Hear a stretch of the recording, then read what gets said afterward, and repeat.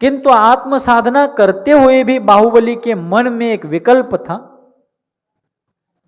भरत चक्रवर्ती रोज या जब जब भी उनको समय मिले जाकर के उनका दर्शन करते, उनकी उपासना करके अपने मन को शांत करने का प्रयास करते, किंतु उनका मन शांत नहीं होता था, क्योंकि उनके मन को भी एक बड़ी पीड़ा पहुंची हुई थी कि मैंने अपने क्रोध के आवेश में आकर के अपने अत्यंत प्रियतम भाई के ऊपर चक्ररत्न छोड़ दिया, और वही बात उनके मन को बहुत धक्का देने वाली लगी। मेरे ही अपराध के कारण मेरा भ्राता आज वनवासी बना हुआ। यह बात उनके मन को बहुत शल्य देती थी। फिर एक दिन भरत चक्रवर्ती भगवान वृषभदेव के चरणों में पहुंचे। जब भगवान वृषभदेव को केवल ज्ञान हुआ और केवली भगवान के चरणों में जाकर के चक्रवर्ती भरतेश्वर ने पूछा कि प्रभु, हमारे भ्राता बाहुबली मुनि बन गए, 1 वर्ष से कठोर तपस्या करते हुए खड्गासन में खड़े हैं, ना उन्हें धूप की चिंता है, ना बारिश उनको विचलित कर सकती है, ना रक्त को जमा देने वाली ठंड उनको किसी प्रकार से विवल कर सकती है। वे अपने आत्म साधना के उत्तुंग शिखर पर विराजमान हैं, किंतु ऐसा होते हुए भी उनको कैवल्य क्यों प्राप्त नहीं हो पा रहा है। तब वृषभेश्वर ने कहा कि हे चक्रवर्ती, बाहुबली मुनिराज के मन में एक बात का विकल्प है, शल्य नहीं कहना कभी। अपन लोग, आम लोग ऐसी भाषा में कहते कि बाहुबली के मन में शल्य था, लेकिन आचार्य उमा स्वामी जी महाराज ने तत्वार्थ सूत्र में कहा निशल्यो व्रती। व्रती की व्याख्या बताते समय क्या कहा? निशल्यो व्रती। जो निशल्य होता है वही व्रती होता है। बाहुबली तो महाव्रती थे, फिर उनके मन में शल्य कैसा हो सकता है? तब भगवान वृषभदेव ने कहा कि हे चक्रवर्ती, बाहुबली के मन में एक विकल्प आता है। क्या?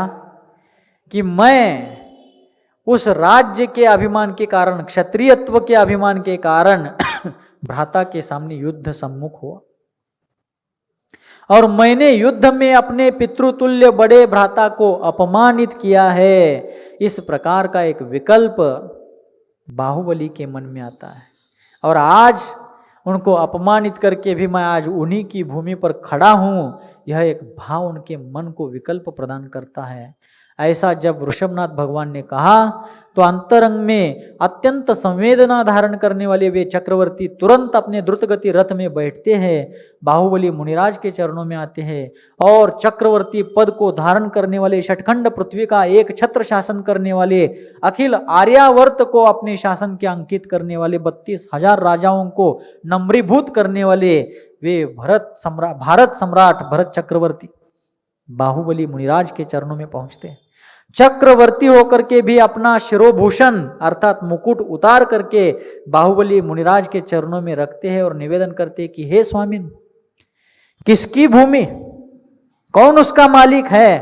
यह सारी भूमि कुमारी थी, कुमारी है और कुमारी ही रही। ना यह आपकी हो पाई, ना यह मेरी हो पाएगी। यह जमीन आज तक अनेकों के द्वारा जीती गई, लेकिन किसी के भी द्वारा वास्तव में जीती नहीं गई।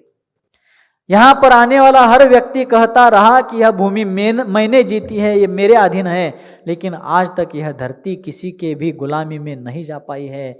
और इसलिए आज मैं भी चक्रवर्तीत्व का दंभ छोड़ करके आपके चरणों में नतमस्तक हूं, आपके पूजपाद चरणों में प्रणिपात करता हूं, आपसे निवेदन करता हूं कि हे मुनिवर, मेरे अपमान का आपने कोई कृत्य नहीं किया है, बल्कि उस समय भी आपने क्षत्रियोचित शौर्य दिखाया था।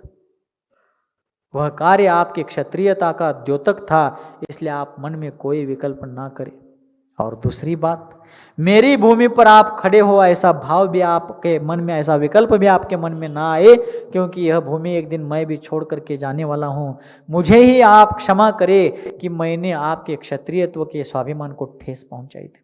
आप मुझे क्षमा करें, मैं आपसे क्षमा याचना करता हूं, और आप सब प्रकार के विकल्पों को त्याग करके निर्विकल्प होकर के अपने आत्म साधना से अपने आत्म सिद्धि को प्राप्त कर लीजिए। ऐसी भावना रख करके भरत चक्रवर्ती ने अपना शिरोभूषण, अपना मुकुट वहां पर रख दिया, उनके अत्यंत भावपूर्वक पूजा की।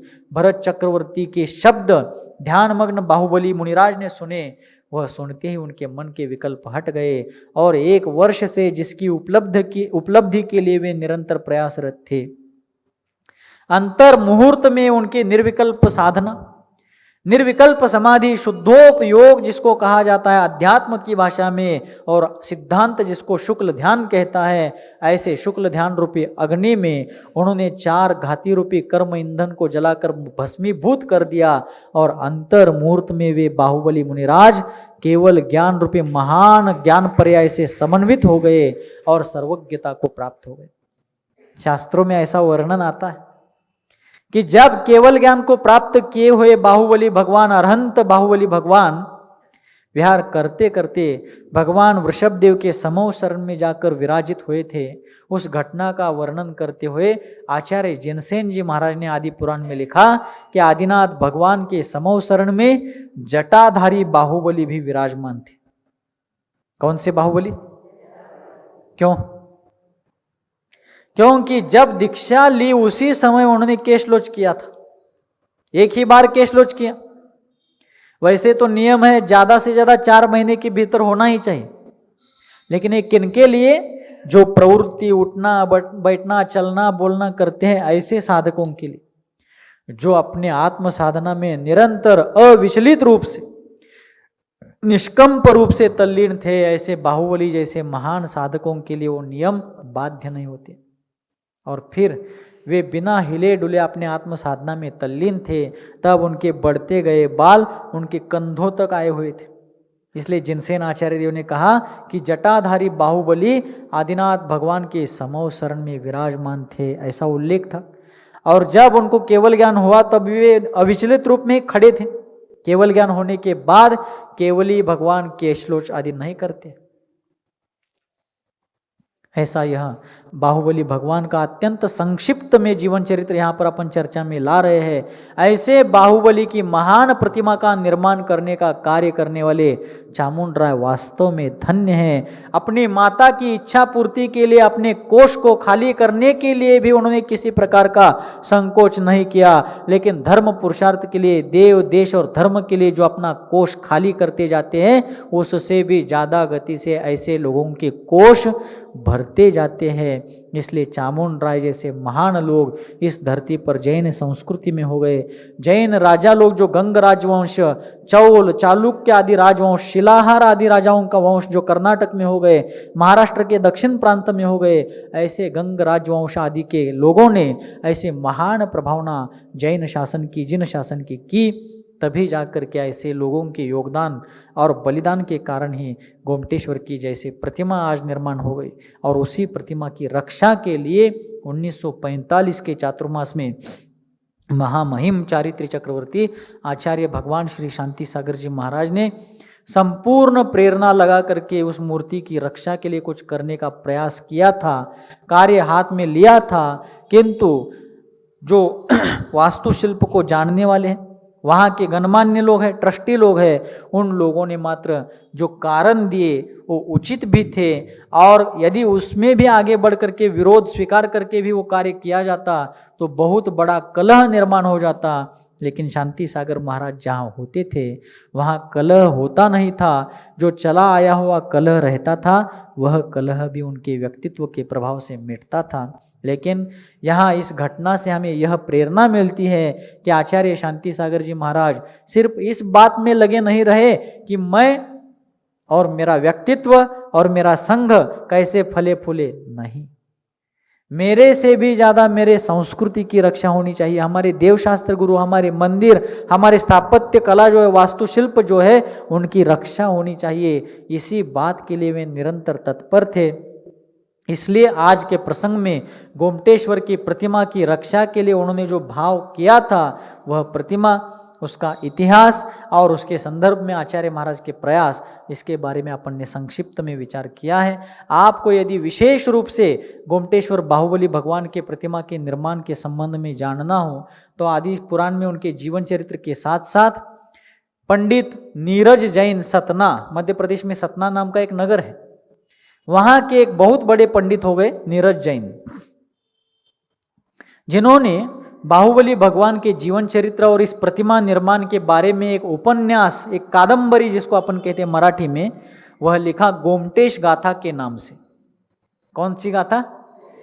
गोमटेश गाथा के नाम से बाहुबली भगवान का जीवन चरित्र, और यहाँ पर श्रवण बेलगोला में बाहुबली भगवान की मूर्ति निर्माण और श्रवण बेलगोला तीर्थ क्षेत्र का इतिहास, चामुंडराय का व्यक्तित्व आदि सारी चीजों का बहुत मार्मिक, बहुत सुंदर, हृदय स्पर्शी वर्णन किया है। यदि आपको वह ग्रंथ कहीं उपलब्ध हो पाए, आप जरूर पढ़िए।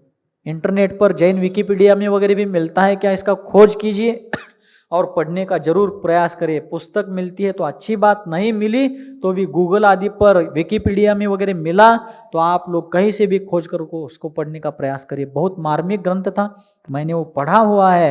पढ़ते समय आंखों से आंसू कब बहते हैं ये समझ में नहीं आता, इतना मार्मिक लेखन उन्होंने किया है। जरूर आप लोग एक बार पढ़ें, लेकिन पढ़ करके छोड़ना नहीं है। जैसे आचार्य शांति सागर जी महाराज ने, चामुंडराय आदि महान लोगों ने उनके सामर्थ्यानुसार अपने जीवन में धर्म पुरुषार्थ पूर्वक धर्म रक्षा का कार्य किया था। अपन अपने शक्ति अनुसार धर्म रक्षा और धर्म पुरुषार्थ करने का कार्य करे, यही मंगल भावना अहिंसा परमो धर्म की गुरुवर आचार्य भगवान श्री सन्मति सागर जी मुनि महाराज की, पूज्य आचार्य भगवान श्री शांति सागर जी महाराज इस युग के एक आलोक पुरुष थे, युग पुरुष थे, महापुरुष थे, जिनको आचार्य पद प्रदान करके इसी दशहरे को 100 साल पूरे हुए। उस शताब्दी वर्ष महामहोत्सव के निमित्त से विगत कई दिनों से अपन सभी लोग आचार्य महाराज के अपार अपरंपार जीवन चरित्र की चर्चा कर रहे थे। किंतु कर्म किसी को छोड़ता नहीं है, पुण्य हो या पाप हो, अपने उदय काल में वह अपने प्रकृति के अनुसार सबको यथावत फल देता है। इस कहावत के अनुसार इस चातुर्मास में अपन सभी ने अपने परम पुण्य के उदय से अनेक आनंदकारी, अनेक उत्साहकारी ऐसे शुभ अनुष्ठानों का अनुभव किया। किंतु बीच बीच में कर्म का एक सा उदय ना रहने के कारण, असाता आदि के उदय के कारण, स्वास्थ्य आदि के निमित्त से इस चारित्र पारायण के अनुष्ठान में कई बार कई दिनों का खंड पड़ा और आज फिर से अपन उस महान चारित्र सागर का अवगाह करने के लिए जा रहे हैं। पूज्य आचार्य महाराज 1945 का चातुर्मास फलटन धर्मनगरी में संपन्न करके आगे आसपास विहार करते करते फिर से एक बार महाराष्ट्र के उत्तर प्रांत की ओर बढ़ते हैं और 1946 का उनका चातुर्मास नासिक जिले में मनमाड़ तहसील के अंतर्गत आने वाले कवड़ाना नाम के गांव में होता है। कहाँ पर? कवड़ाना, हिंदी में उसको कवलाना कह सकते हैं। अड़ और ल में हिंदी और मराठी में अंतर आता है। तो कवड़ाना में नासिक जिले के मनमाड़ तहसील, मनमाड़ का जो बड़ा जंक्शन है ना, रेलवे जंक्शन है, उस मनमाड़ तहसील में ही कवड़ाना नाम का जो नगर पड़ता है, वहाँ पर 1946 का चातुर्मास हुआ। और उस दरमियान भारत सदियों से परतंत्रता का अनुभव करता हुआ आ रहा था और आगे चल करके 1947 का चातुर्मास, कि जिस साल भारतवर्ष को सदियों की परतंत्रता के बाद स्वतंत्रता की प्राप्ति हुई, ऐसे 1947 का चातुर्मास पूज्य आचार्य महाराज का महाराष्ट्र कर्नाटक के सीमावर्ती जो जिला है सोलापुर जिला, सोलापुर जिले के सोलापुर शहर में ही पूज्य आचार्य महाराज का चातुर्मास उस साल का हुआ था। उस चातुर्मास में आचार्य महाराज की अनुपम साधना के कारण वहाँ के नर नारियों में, आबाल वृद्ध नर नारियों में धर्म की अपूर्व प्रभावना हुई। और उसी दरमियान 15 अगस्त 1947 को इस भारतवर्ष को, सोने की चिड़िया इस भारतवर्ष को अंग्रेजों की जुल्मी सत्ता के उस अंकुश से हमेशा के लिए स्वतंत्रता की प्राप्ति हुई। किंतु काल एक सा बराबर नहीं रहता। 15 अगस्त 1947 को भारतवर्ष को स्वतंत्रता की प्राप्ति हुई। दिल्ली के लाल किले के प्राचीर से पंडित जवाहरलाल नेहरू जी के करकमलों से तिरंगा फहराया गया। इस देश को स्वतंत्रता प्राप्ति का एक सूचक इस प्रकार अपने राष्ट्रध्वज का वहाँ पर फहराना हमारे देश की स्वतंत्रता का एक विशेष मिसाल बनकर के विश्व को संदेश दे रहा था कि जिनके साम्राज्य में अर्थात अंग्रेजों के साम्राज्य में सूरज नहीं डूबता है, ऐसा कहा जाता था। क्या कहा जाता था?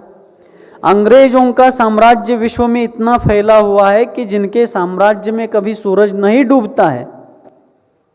एशिया महाद्वीप में, यूरोप महाद्वीप में और भी बहुत सारे बहुभाग पर अंग्रेजों का शासन था, उनका साम्राज्य था। उनके साम्राज्य में सूरज नहीं डूबता है, ज्यांच्या साम्राज्यामध्ये सूर्य कधीच मावळत नाही। अर्थात इतना बड़ा उनका अंग्रेजों का शासन था, इतना उनका कार्यक्षेत्र, साम्राज्य क्षेत्र, सत्ता क्षेत्र था। लेकिन एक दिन वह भी आ गया कि हमारा भारतवर्ष अंग्रेजों के चंगुल से मुक्त हो गया। भारतवर्ष तो मुक्त हो गया, किंतु आचार्य शांति सागर जी महाराज सोलापुर में जो चातुर्मास कर रहे थे, उस चातुर्मास में भारतीय स्वतंत्रता दिवस का उत्साहपूर्वक स्वागत किया गया, किंतु उसके साथ साथ आध्यात्मिक स्वतंत्रता का भी पुरुषार्थ उनका दशकों से चल रहा था और प्राणी मात्र को उनकी यही प्रेरणा थी। आचार्य महाराज जहाँ जहाँ भी अपने चरण बढ़ा रहे थे, वहाँ वहाँ उनका प्राणी मात्र को यही संदेश था कि देश जो हमारा आज स्वतंत्र होने जा रहा है, स्वतंत्र हो रहा है, स्वतंत्र हो गया है, आगे स्वतंत्रता का अनुभव करता रहेगा। लेकिन यह स्वतंत्रता जो है भौतिक स्वतंत्रता है, वास्तविक रूप में शाश्वत स्वतंत्रता यदि कोई हो तो आध्यात्मिक स्वतंत्रता है। क्योंकि हर जीव अनादिकाल से इस संसार में चारों गतियों में 8 कर्मों के बंधन के वशीभूत होकर के जन्म मरण के फेरे में अटक करके भव भ्रमण कर रहा है और वास्तव में यह आध्यात्मिक गुलामी है। ये कैसी गुलामी है? आध्यात्मिक गुलामी है। क्योंकि स्वतंत्रता 2 प्रकार की है। कितने प्रकार की? कौन से 2 प्रकार? एक लौकिक स्वतंत्रता और दूसरी अलौकिक स्वतंत्रता। एक भौतिक स्वतंत्रता और दूसरी कौन सी?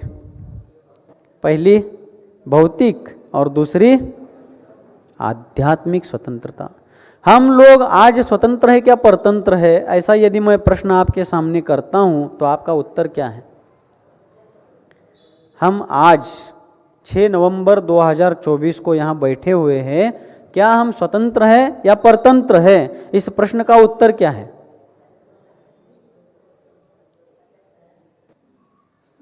मौन है। महाराज ಎಷ್ಟು ಸರ್ತಿ ಹೇಳೋದು ನಿಮಗೆ ಇಲ್ಲಿ ಹೇಳಕ್ ತಂದಿದ್ದು ಕೇಳಕ್ ತಂದಿಲ್ಲ। तो आज हम स्वतंत्र है क्या परतंत्र है? इस प्रश्न का उत्तर होना चाहिए कि महाराज हम स्वतंत्र भी है और परतंत्र भी है। हम इस स्वतंत्र राष्ट्र के रहिवासी हैं, हम इस स्वतंत्र भारत के नागरिक है या यहाँ रहने वाले हैं और स्वतंत्र राष्ट्र के स्वतंत्र व्यक्ति होने के कारण हम स्वतंत्र है भौतिक राष्ट्रीय स्वतंत्रता की अपेक्षा से।